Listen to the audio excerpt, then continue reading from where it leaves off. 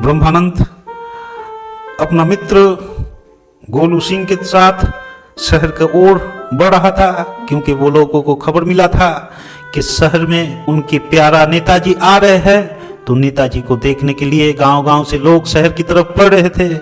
भीड़ रास्ते में भरी हुई थी और लोग शहर की ओर बढ़ रहे थे। हमारे नेताजी से मिलने के लिए, उनकी बात सुनने के लिए लोगों को भीड़ जमा करना था, लोगों को भीड़ एकत्रित करनी थी। इस कारण से हर एक व्यक्ति उत्साह से, उल्लास से आगे बढ़ रहा था।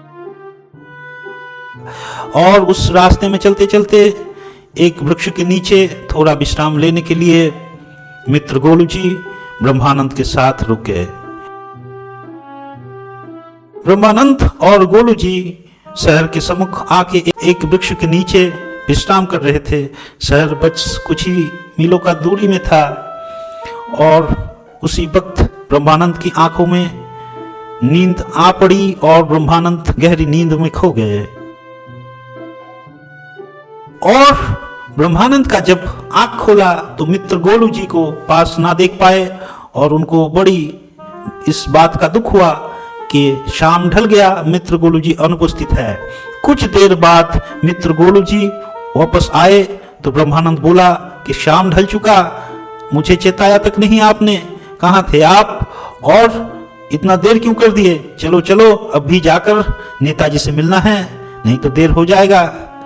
मित्र गोलू जी बोले, मित्र ब्रह्मानंद, हम लोग अभी नेताजी से मिलकर ही आ रहे हैं, बहुत समय हो गया। नेताजी अपना भाषण समाप्त कर शहर से दिल्ली वापस लौट गए और हम लोग अभी गांव की ओर प्रस्थान कर रहे हैं।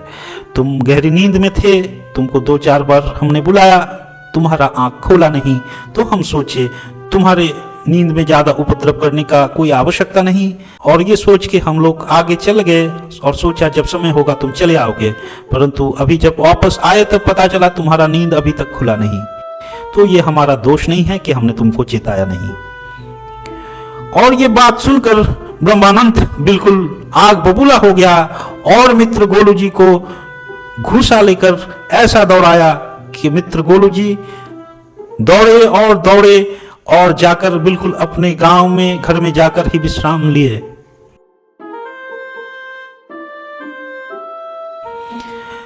ब्रह्मानंद को तो फिर भी मौका मिला मित्र गोलू जी से बात करने का और इस बात की उत्तर खोजने का कि क्यों उन्होंने उसको चेताया नहीं। परंतु जीवन आपको ये मौका नहीं देगा। आप लोगों को नहीं कह सकोगे कि उन्होंने आपको क्यों नहीं चेताया।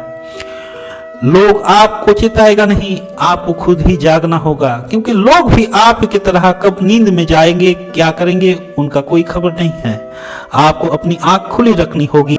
अगर आप जागे रहे तो जीवन पूर्णता में विकसित होना संभव है, परंतु अगर आप सो गए और दूसरे पर निर्भर करते रहे तो पता नहीं कब वो क्षण चला जाए, कब वो महान मुहूर्त चला जाए, जब जिस वक्त का अपेक्षा आपके जीवन में बहुत देर से हो रही थी, जिस पूर्ण समय में जीवन का विकास संभव था, तब अगर आप जाग नहीं पाए तो जीवन ऐसे ही व्यर्थता में गुजर जाएगा।